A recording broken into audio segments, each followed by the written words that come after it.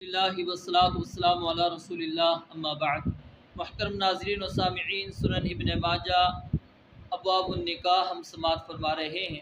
آج ابواب النکاح کا عنوان نمبر 43 ہے، باب تزویج العبد بغیر اذن سیدہ، کہ غلام اپنے آقا کی اجازت کے بغیر نکاح نہ کرے۔ اور مسئلہ یہی ہے کہ کوئی بھی غلام اپنے آقا کی اجازت کے بغیر نکاح نہیں کر سکتا۔ اگرچہ اس عنوان کے تحت امام صاحب نے جو دو روایات نقل کی ہیں، دونوں روایات سند کے لحاظ سے ضعیف ہیں، لیکن مسئلہ یہی ہے کہ وہ اپنے مالک کی اجازت کے بغیر نکاح نہ کریں۔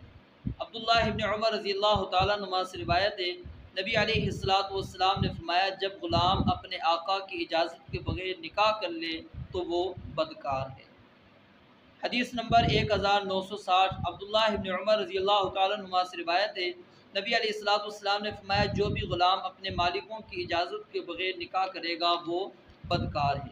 تو یہ روایت، جیسا کہ میں نے آپ کو بتایا کہ دونوں روایات سند کے لحاظ سے کیا ہیں، ضعیف ہیں، لیکن مسئلہ یہی ہے کہ جس طرح عورت کے لیے والد یا سرپرست کا ہونا ضروری ہوتا ہے، اسی طرح غلام کے لیے آقا کی اجازت بھی ضروری ہے۔ اور اس کے اندر حکمت یہ ہے کہ نکاح کے بعد کیونکہ اسے اپنے بیوی بچوں کی طرف توجہ دینی پڑے گی، جس سے اس کے آقا کی خدمت کے اندر فرق آ جائے گا، تو اس لیے یہ چیز رکھی گئی ہے تاکہ وہ اپنے مالک سے اجازت لے۔ اگر مالک اس کو اجازت دیتا ہے تو پھر آگے وہ نکاح کر سکتا ہے، وگرنہ وہ نکاح نہ کرے۔ رب العالمین سے دعا ہے اللہ تعالیٰ سمجھنے اور عمل کرنے کی توفیق عطا فرمائے۔ وآخر دعوانا